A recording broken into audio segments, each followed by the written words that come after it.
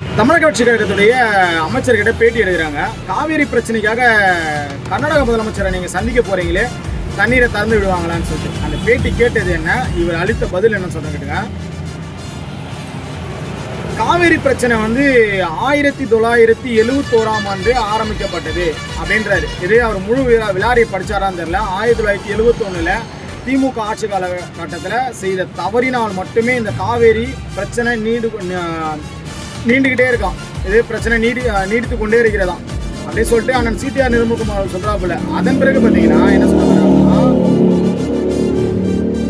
இதை நாங்கள் மாநில அரசு இதுக்கு ஒன்றுமே பண்ண முடியாது, உயர்நீதிமன்றத்தை மட்டுமே நாடுவோம்னு சொல்கிறாரு. இது வந்து ஒன்றிய அரசு தான் இது வந்து பண்ணணும்னு சொல்கிறாரு. ஆனால் இதற்கு முன்னால் திமுகவுடைய ஆட்சி காலத்திலையும் அதிமுகவுடைய ஆட்சி காலத்திலையும் எப்படி 177.25 டிஎம்சி தண்ணி திறக்கப்பட்டது? எங்களுடைய கேள்வி அதுதான்.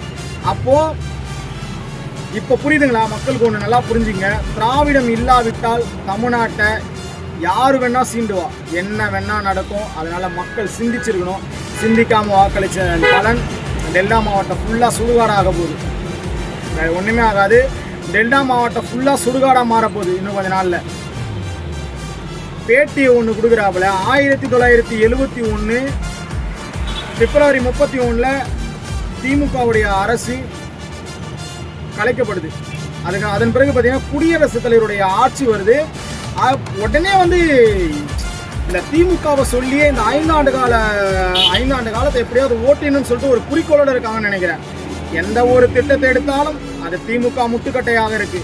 எந்த ஒரு திட்டத்தை பெயர் மாற்றம் பட்டால் மட்டும் ஏன் வந்து திமுக முட்டு கொடுக்குது இல்லை? திமுக தான் வேணான்னு சொல்றதுல ஏன் பெயர் மாற்றப்படுறீங்க?